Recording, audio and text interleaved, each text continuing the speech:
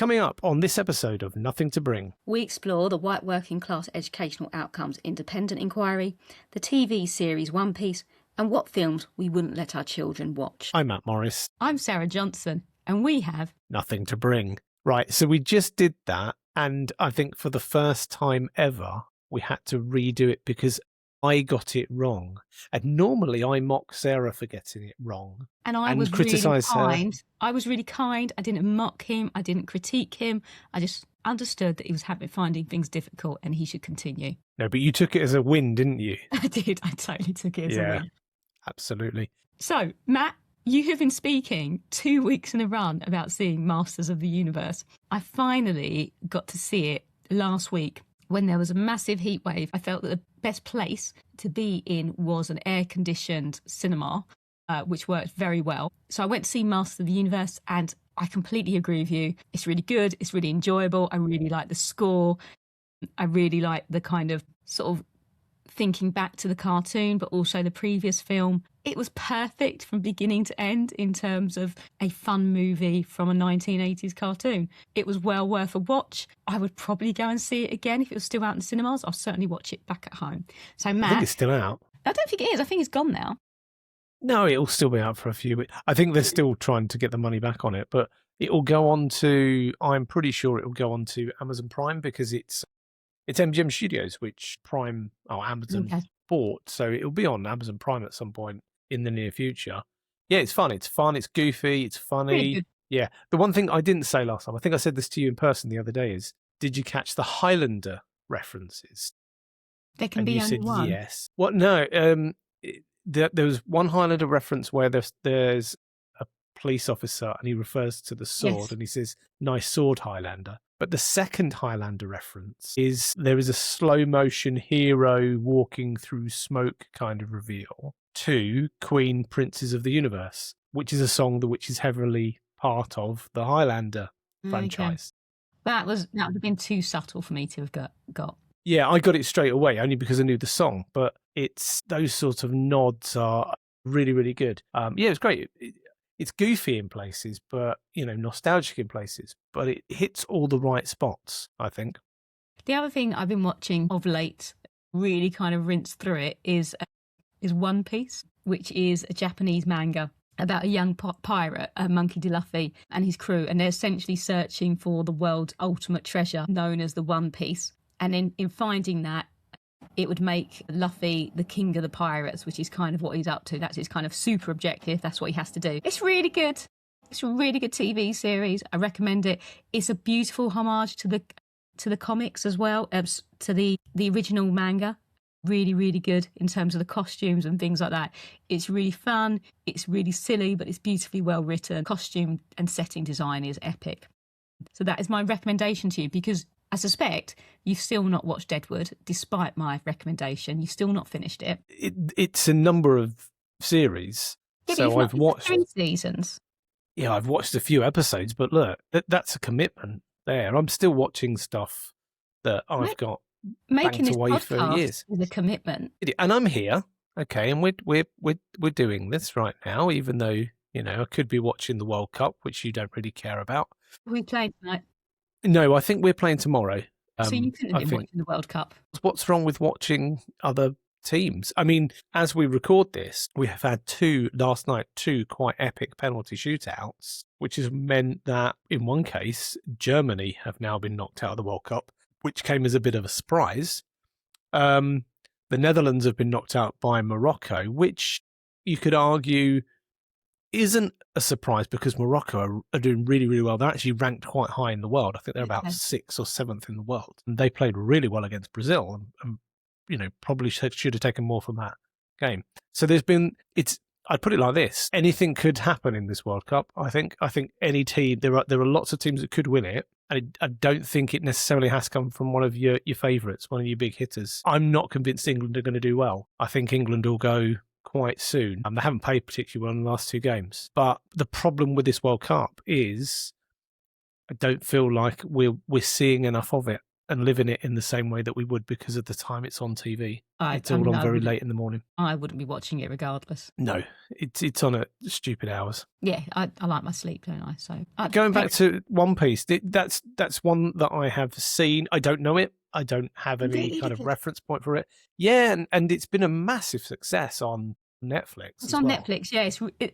And rightly so, because it's beautifully written. And it's just, so there's this idea of devil fruits, and actually there's the kind of mysterious but quite rare fruits that you eat that give you a unique power. So different characters might have unique powers.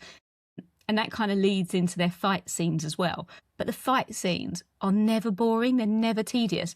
And essentially, you can mix it up a little bit because you've got superpowers. But actually, I find that some of the fight scenes in the kind of more recent films like Avengers can be a bit of the same.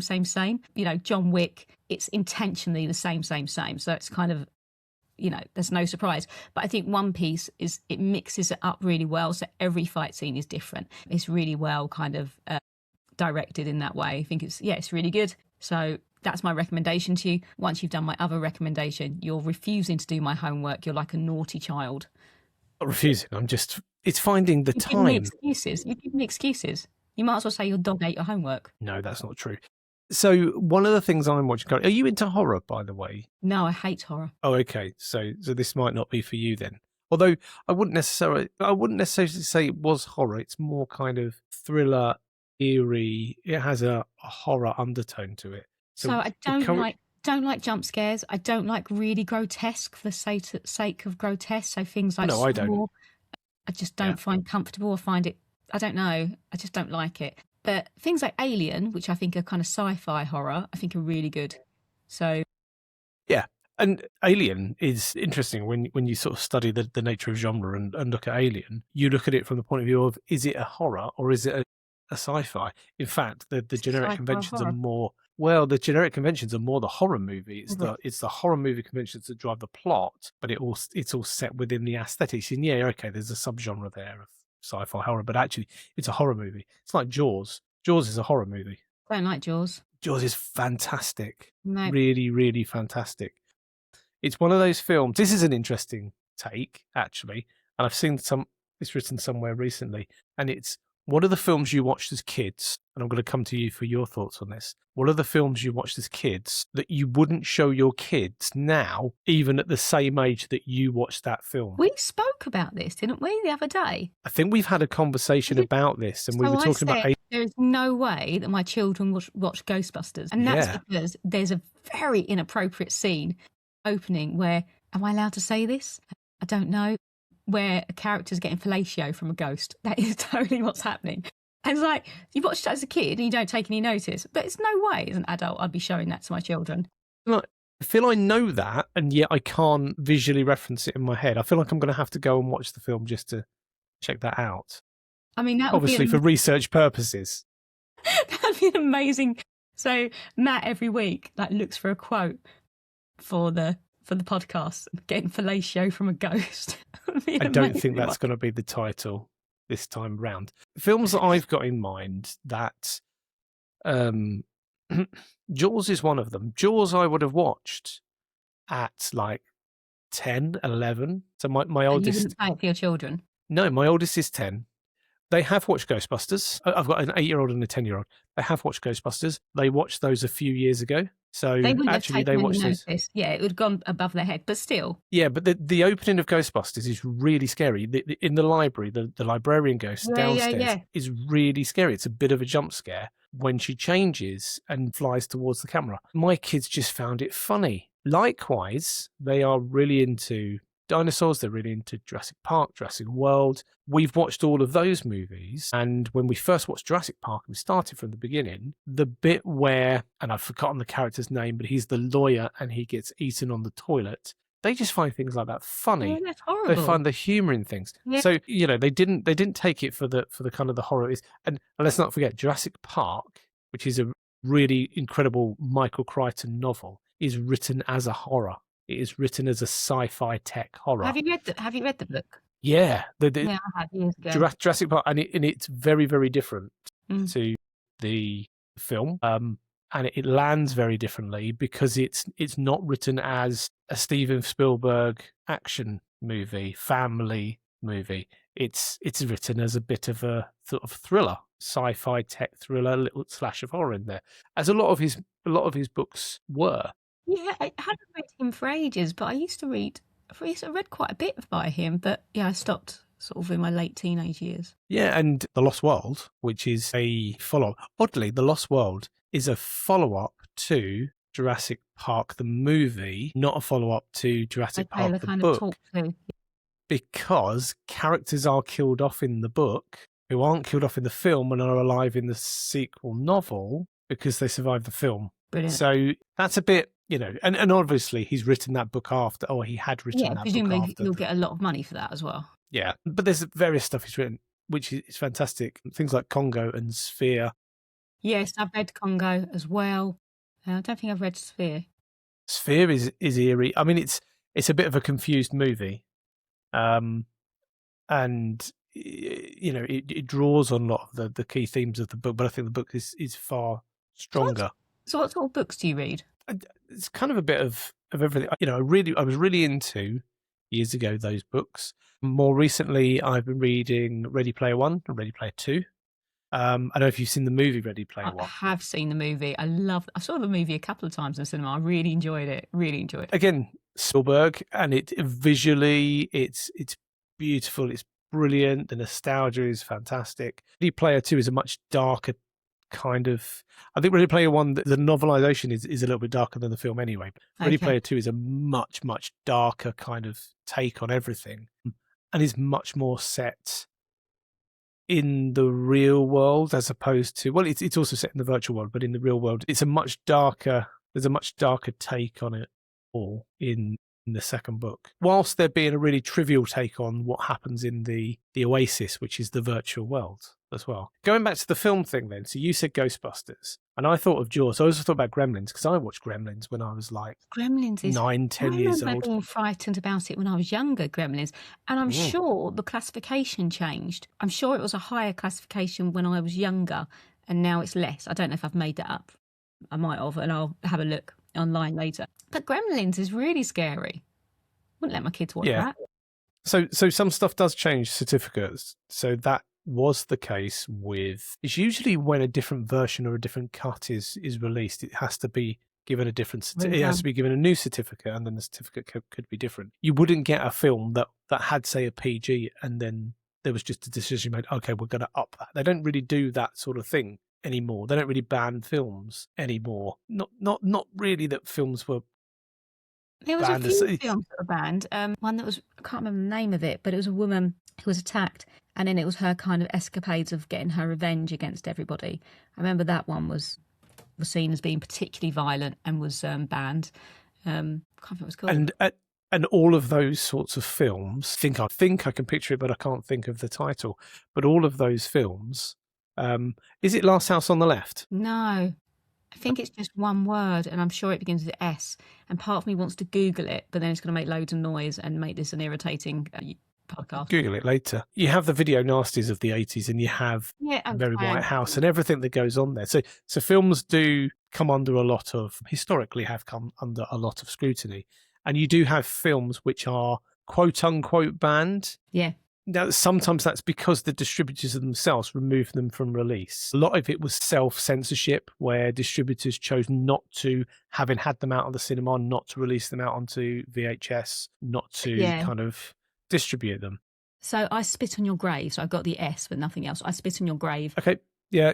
And actually it had 7 minutes, 2 seconds cut in 2001, re-edited in 2003, which reframed some particularly horrible scenes. Yeah, so there's some really horrible graphic scenes. So it's not so much the murders thereafter, but it's the initial act, which then kind of and not films we show to children or to ourselves. No, and there are other things where, for example, there's a film called Straw Dogs, which features sexual violence, and it was problematic when it was first cut and released because it was thought that the film showed the female character enjoying violence, and they thought that would promote it in the wrong way. So they added a second scene of sexual violence to basically say, absolutely no, she's not happy about this. This is not something she's enjoying at all. That's horrible. So yeah, so there's been the opposite. So it's not just about taking stuff away; it's about adding for context. I own a 2-disc edition of Jaws, and it is a 12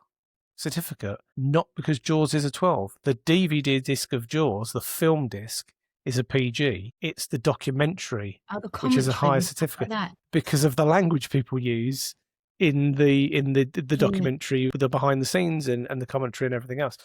Yeah, some stuff does get recertified. Some stuff does get re-edited. Things change over time. Attitudes change over time. We're seeing a reversal of a lot of the attitudes. We're seeing a prominence of warnings at the beginning of films, and particularly old cartoons, old Disney cartoons. Oh, yeah. I've seen that. Does not reflect today's values. Yeah, this is a sensibility of the past, not now. Yeah, I've seen that for a few of them. And I think it's interesting. So sort of statues in London now will have a kind of this person engaged in these activities. If you want to find out more, you can kind of get a QR code, but it kind of sets the tone of actually we have statues of people that have behaved in abhorrent ways, and we want to showcase this rather than getting rid of the statue, which I think is more informative actually, because you get to know that person and what they've done rather than just getting rid of it as a concept. And because otherwise you're rewriting history, aren't you? Yeah. And, at some point we revered them, and we need to hold ourselves to account for that and not just ignore it. And it's better to understand what came before so that you can make a proper informed decision about those things now. It's better to have that, to learn from history, than it is to just wipe out. We had a spate, didn't we, of statues of former slave traders thrown into who were known for other things and just being ripped down. And actually, we need to understand all of that. Isn't it? I don't mind it as a political act. And obviously you can look at costs and things like that, but it just in its bare bones of a political act, then I think people need to show that this is not tolerated. And then we as a kind of states then go, okay, this is how we're going to address that. I think there's no point ignoring the fact that people feel like this about different kind of historical figures. I think that's reasonable. I would not be chuffed if there was a statue of somebody who was deeply anti-Semitic, and I knew that, but I would be all right with it if there was then a conversation about what does this mean. And so we started this podcast before we actually started filming, going, we'll have nothing to talk about. What should we talk about? And apparently we have to talk about. I had literally nothing to say, and then we came on, and I don't feel like I've stopped talking. No, that's how the audience feel. That why doesn't Matt shut up? Why doesn't Matt shut up? I tend to talk through a lot through the first section. You tend to do more of the heavy lifting in the second section. That's because I do my homework, Matt. And you are probably far more informed and intelligent than I am around these matters, and that's why. I'm here for the geekiness. So Sarah and I are both part of PRUSAP. Sarah is the president of PRUSAP. I'm part of the exec team with Sarah. It's the National Association for Prus and Alternative Provisions in the UK. So it's state-funded AP education. And it was our opportunity to bring together for our annual conference colleagues from across the sector and then recognise them in the awards ceremony in the evening. And I think it was our best awards yet, just because so lovely. The atmosphere, the vibe was great. One of our future guests, and it's our fault that he isn't a previous guest, Stephen Steinhaus, is in a band, and he sang and his band played. They were really good. But Rob Gasson, who's also in a band, came and sung as well. So it was just really good. And I danced a lot that evening till about midnight. I think I was dancing till, which is unheard of for me. I'm normally in bed by 9. I was impressed that you made it through to, because at one point you did say, I'm going to go to bed. And then 2 hours later, you had people still on the dance floor. I was also interviewed as part of my role for PRUSAP on Nick Ferrari's LBC radio yesterday, and they sent me a message going, do you want to talk about this? And my response was, sure, but I wonder if we can kind of talk about it here in more depth, because obviously it was just the sound bites on the radio show, and I just want to give it more kind of depth really, and kind of have an exploratory conversation with you rather than a soundbite conversation with Nick Ferrari, which is his job. That's fine. But it's an independent inquiry into white working class educational outcomes. I thought it'd be really helpful for both of us to discuss it, because we are both white working class as well. I think we mentioned it in our first, Matt comes from the Isle of Sheppey, I come from Romford. They're particularly white working class areas. Don't out me. You've outed me on this. We spoke about the scorpions on Isle of Sheppey and your whole history about the witches and stuff. So we're there. So, Inquiry into White Working Class Educational Outcomes. It was co-chaired by Baroness Estelle Morris and Sir Hamid Patel. It was commissioned, which is quite interesting, by Star Academies with the Department for Education Support. And it published its full report on Monday, I believe. And essentially, the kind of headline conclusion was that the education system is not set up to serve white working class children and families. And actually, it has a number of different recommendations, but it also talks about that disadvantage gap. So in 2025, around 36% of white British pupils on free school meals got a grade 4 plus in English and maths against the 72% of non-free school meals. And they kind of name it as the white working class disadvantage gap. There's about 1.25 million children in England who are white British and on free school meals. I was one of those children on free school meals as well. I don't know about you, Matt. Are you on free school meals when you were a kid? I don't remember free school meals. So, not wishing to kind of ridicule your age. Here we go. I wonder if I was one of the first lot of free school meals. And I remember, so my friends didn't get free school meals. And I remember having to go to the reception every morning to get a little card that outlined the fact that I was on free school meals and then go and submit it in front of my friends that had money. And it was like £1.50, I think, for my lunch. And I could only have certain amounts of lunch because it would only kind of afford you a certain amount. I remember being mortified by that. My friends didn't care. My friends were great. Like, I saw them at a wedding on Saturday. You know, it hasn't harmed our relationship or anything. But I remember being mortified that actually what it was a signpost that, you know, I didn't have as much money as some people around me. So I do remember it, and I do remember a couple of children. I can specifically, I'm not going to name them, but I can specifically remember a couple of children in my class who would have got a token to go and get their lunch, but we always had money or packed lunches. I tended actually to buy my lunch, so I tended to have the money to buy lunch. So no, we didn't have, we weren't eligible for free school meals. Although I actually wonder if perhaps we were, but we didn't take it up. Because one of the things that is very true, and I remember this from working in quite a high performing school in Kent, where a lot of the parents were eligible for free school meals, or the family was eligible for free school meals, but were too embarrassed to apply for it. And I don't know if that was true of us. Or maybe we just didn't bother. It just passed us by because we didn't think we would get it at all. But there is an issue there around the perception and the embarrassment that comes along with it. I think I'm going to talk about some of the recommendations as well. So we've spoken a little bit about kind of our experiences.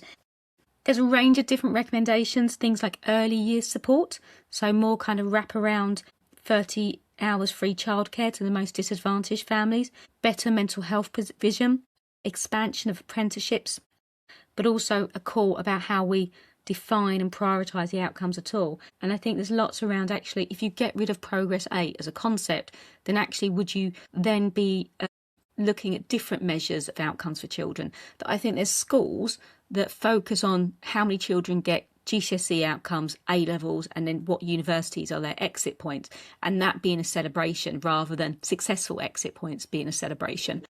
Yep.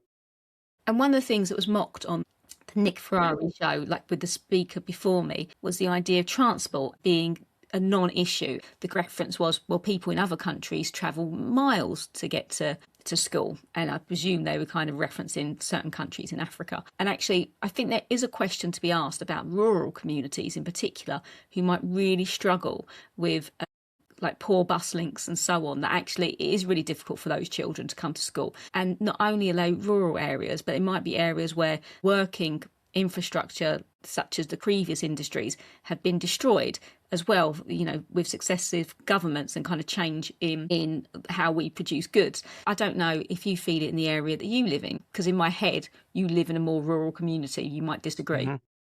But is that an issue in your area or? So we live in a very, I'd say it's rural. It's not small though. It is quite a large town. We're in a bit of the touristy track, but it is very middle class. Do we see the disadvantage? We certainly see a lot of positive attitudes towards school. We probably don't encounter some of the same sort of challenges in our schools locally that other schools experience. Go back to what we said about the system, or what the report is saying about the system. The system isn't set up for white working class families. The system works for our town. It works for the vast majority of our families, for our community. But I can see how it can fail, having been in schools. And this is the interesting thing. Whilst I live in this area, whenever I've worked in schools, I have worked with quite significantly disadvantaged young people, particularly when I worked in the AP sector, when I've worked with very, very vulnerable young people who have, and again, to generalize, more significant levels of deprivation and therefore eligibility for free school meals. I suppose for me, it goes back to some of our conversations we've been having before around attendance as well. So children who don't feel school is for them don't attend, or also children that are anxious and all manner of different things. But for children who don't feel school belong to them, they stop coming. And I think there's something about white working class girls whose actually the attendance becomes quite poor. But for me, attendance is really about a symptom. So you've got this kind of issues around high special educational needs figures and severe absence, and whether or not these aren't particularly coincidental. And actually, I think it's about the same story being told twice. And I think I'm not surprised by the independent inquiry. We know that we've been throwing pupil premium, for example, at this problem for years and years and years, and that's not having an impact. In the radio show as well, there was a speaker before me, and I'm really sorry, I don't remember her name, but she spoke about the fact that children being told that they have white privilege is part of the issue as well. And I took umbrage at that, because I think, well, who are telling these children they have white privilege? That's certainly not a message they're getting in the school environment. But also that concept of white privilege is only something that's been spoken about in the last few years. It doesn't talk to the systematic failure of white working class children for the last 20 years or however long it's been. So it's more than that. And just pinning it on one thing around essentially what they were saying was wokeism, pinning it on one thing doesn't give you a true picture of what's happening for these children and what are the kind of systemic issues, but also relational issues that are happening with the school that means they're more likely to fail within education. Yeah, so I work with a really fantastic primary school, and that primary school has probably the best attendance in the county in terms of primary schools.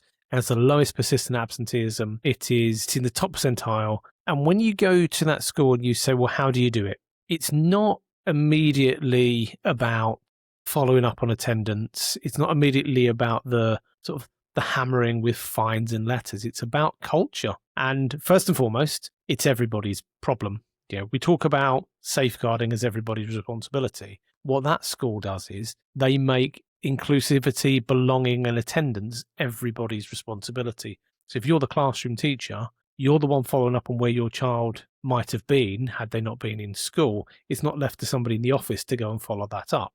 But what they've done is they've also worked really, really carefully on their curriculum to make it about community and about belonging. So children want to be there. They had to tackle a lot of poor behaviour that, a couple of years ago, but they've done that by bringing those children into the school more, making them part of what's happening, giving them responsibility, and ultimately by creating a curriculum with belonging at the centre of it, they have made school not just a safe place, but a place that children want to come to and be in every day, to build relationships, to learn, and then they are less likely to stay away. We talked the other day, didn't we, that it's a bit late in the day now to pick up the conversation around the heat and school closures and things from last week, because although we're filming this the other side of that weekend, this won't go out for a few days. What you'll have found with that school when all that was happening was, whilst they were making steps to keep the school open because of the temperature, children wanted to stay. And it was only when it got to a point when it was so unbearable that children were of the view, okay, now it's uncomfortable. They still engaged. They still engaged in the really difficult temperatures. And I'm not talking about, I'm talking about the temperatures we have all experienced in schools and all children have experienced in schools. And it's not, I don't want to say that people have far too easily closed schools, but a lot of schools have remained open and have been very successful in keeping themselves open and keeping children both on task, engaged. It's been normal learning for them. People may have closed schools for various reasons. one thing to be said is our education estate is not set up for things like massive heat waves. No. And even the newer school buildings struggle.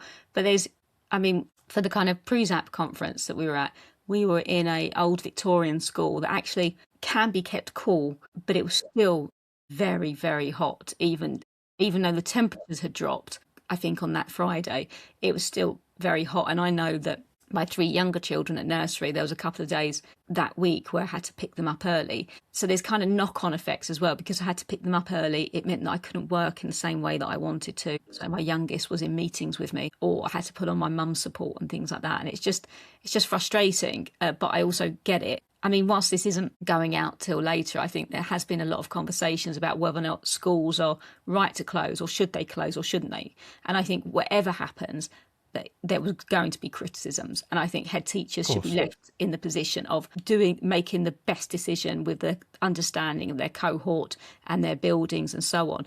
And again, you had that disconnect between the Department for Education, I think, stay open, the Met Office saying only travel when wholly necessary, and there's that disconnect there. You've got threat to life to even people that aren't vulnerable. That's your red alert, and we're being told go to school. Most sensible schools relax school uniform rules considerably. Wear your PE kit, make sure you don't wear a tie, and things like that. But then you also have children with who might have epilepsy, and heat sets them off, and children with those kind of more profound and multiple learning difficulties that are vulnerable anyway. As I said, you're damned if you do, damned if you don't. It doesn't matter. You are, but it comes back to the point I made, which is the nuances around the cohorts and the buildings. That the building estate, the education estate, is not fit for purpose anymore. If we're talking about inclusion in education today, the first place you have to look at is the environment, because some children are learning in a very, very different environment to their peers. And that can have an impact. And definitely when you've got really well air-conditioned modern buildings versus very old buildings, stuff in the 60s that is stuffy and hot and, riddled with asbestos, because look, a lot of our buildings still are. We have big problems in the education estate. Asbestos register, remember all that, yeah? Yeah, absolutely. So look, you're quite right. We have to just put it in the hands of our head teachers to say, you are best placed to make the decisions for you. Yes, it's going to draw criticism. Yes, but it's only the same as snow days. It's only the same as closing, because you have to keep children safe. The burden that is on head teachers to keep children safe today is so much greater than it ever was 5 years ago, 10 years ago. And so it is no wonder that we have head teachers and we have trust leaders as well who will make these sorts of decisions because they know what is the safest thing to do for both their staff and their pupils. I find it really curious as well that we talk about keeping vulnerable groups in school to make sure they're safe. What do you think happens during the 6 weeks holidays? But also, where is social care in this conversation? If children are that unsafe within their home environment for a day, then what do you think's happening at weekends? What do you think's happening during the 6 weeks holidays? And actually, should we be intervening before a heat wave or a snow day? That, to me, just doesn't ring true. And I just think it's deeply inappropriate to kind of see it as actually school is the only place that they're kept safe. Now, we know that schools are safer places, and that's why there's lots of conversations about elective home education for those that are not using it in the kind of, to hide their children, I suppose. We know that there's a strong elective home education community that see it as a positive thing. So I'm not talking about them. But actually, if a kid can't take a day off school because they're unsafe, then there's other conversations to be had. It's a different world though, isn't it? COVID, it changed everything in terms of attendance and in terms of being physically in the school building. And it's right that we move back to it's a new normal, not quite the normal that we had prior to COVID, but it's right that we move back to a sense of normalcy where children are regularly attending school and they are in.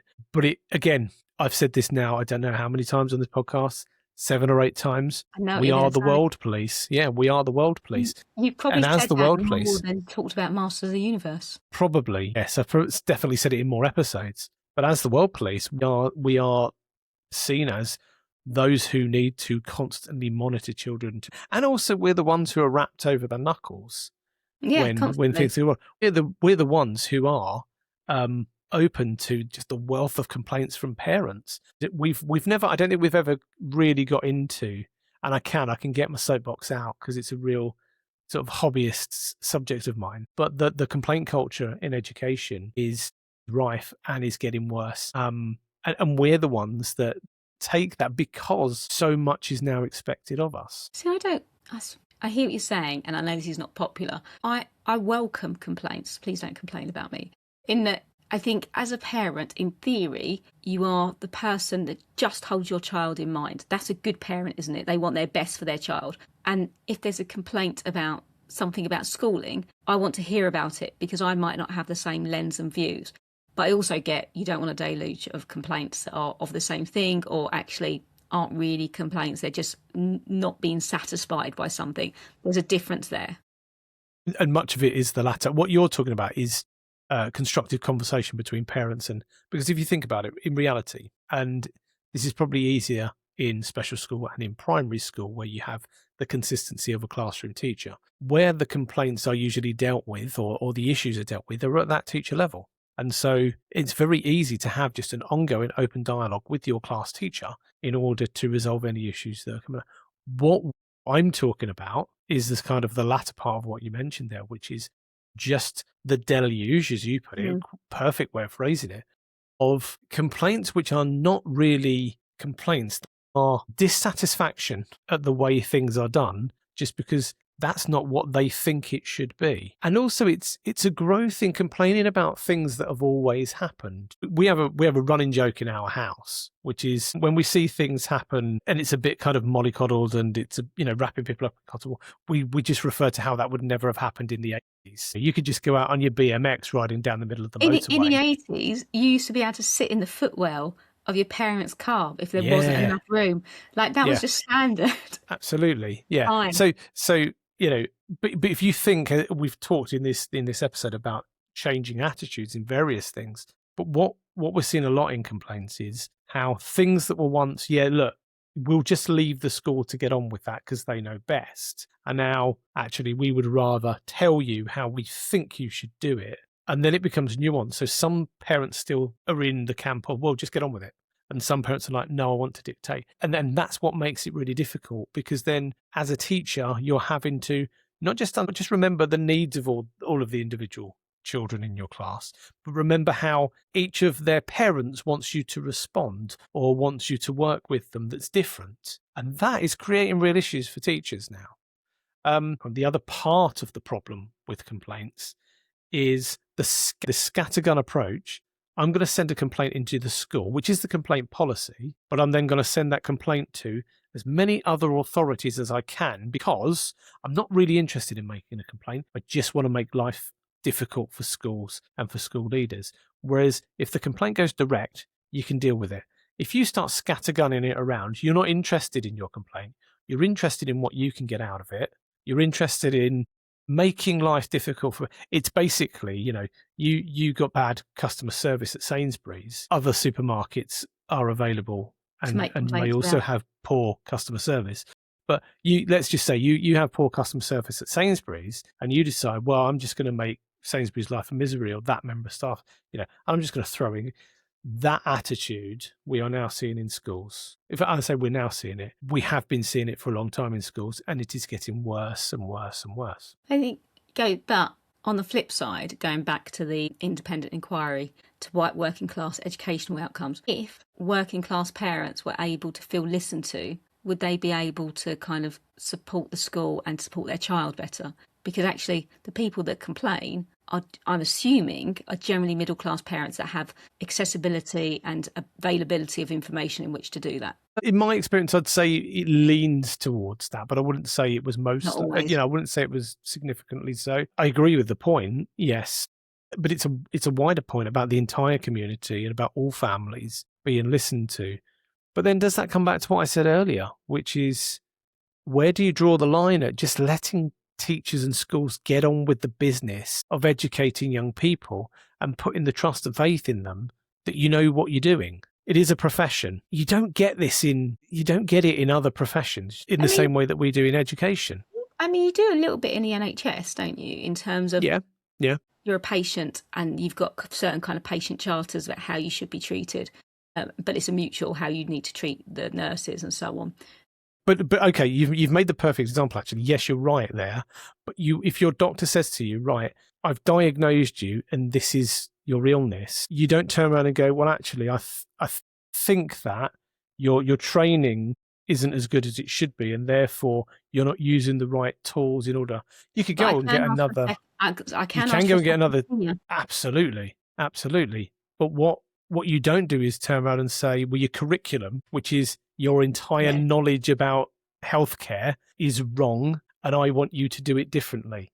That's the big problem you have. It's not treated as a profession in the way that it should. So after getting on my soapbox there a little bit, we are coming to the end of this episode of Nothing to Bring, which started before we came on, as Sarah said, with me saying that I do actually this time round have nothing to say, therefore nothing to bring, but discovered that I like listening to the sound of my own voice. We explored Master of the Universe once again. I think it's fair to say it's the best film I've watched this year, which is probably why I'm quite high on it. And there is a bit of a nostalgia kick, and we have kind of gone back to the toys a little bit. And my children have bought new Masters of the Universe toys. Sarah has new Masters of the Universe toys as well. So yeah, it's a real nostalgia kick, even though the film itself isn't overly nostalgic, but it's absolutely worth watching. I am going to try One Piece at some point in the future when I can fit it into my busy schedule. Thank you once again for listening. Please do like, subscribe, join us in the chat on YouTube as well. It's lovely to get the comments, and Sarah replies to them because I'm just too... I want to say I'm too busy, but sometimes I'm too bone idle. I'm too busy. I just like to have a chat. That's it. We do want to have a conversation with you in our comments. Please join us there. Please do like and subscribe, and join us next time for the next episode in 2 weeks. I'm Sarah Johnson. I'm Matt Morris, and we have Nothing to Bring.